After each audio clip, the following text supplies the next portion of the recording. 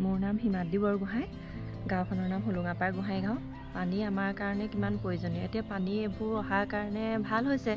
আমাৰ মহিলাসকলৰ কাৰণে বিশেষকৈ পানীটো দৰকাৰ। আগতে ধৰক কুঁৱাৰ পৰা পানী তুলি তুলি কাপোৰ চাপোৰ ধুবলগীয়া হয়, খাবলৈও কঢ়িয়াবলগীয়া হয় অন্যৰ পৰা, আঁতৰৰ পৰা। এতিয়া ওচৰতে তেনেকৈ পানীৰ ব্যৱস্থাটো হোৱাৰ কাৰণে বহুত ভাল হৈছে। এতিয়া আমাৰ মহিলাসকলৰ কাৰণে বিশেষকৈ আমাৰ মেঞ্চৰ সময়ত পানী বহুত প্ৰয়োজনীয়।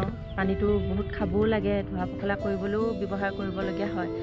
এতিয়া কিন্তু পানীটো যিহেতু এনেকৈ ব্যৱস্থাটো হোৱাৰ কাৰণে বহুত ভাল হৈছে। পানীটো বহুত ভাল আহিছে আৰু পানীৰ সুবিধাখিনি পোৱাৰ কাৰণে ভাল পাইছোঁ। এতিয়া পানীটো স্বাস্থ্যৰ কাৰণে এতিয়া কিমান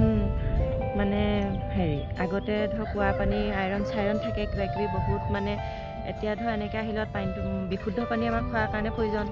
এতিয়া এনেকৈ পানীটো ভাল হৈছে আৰু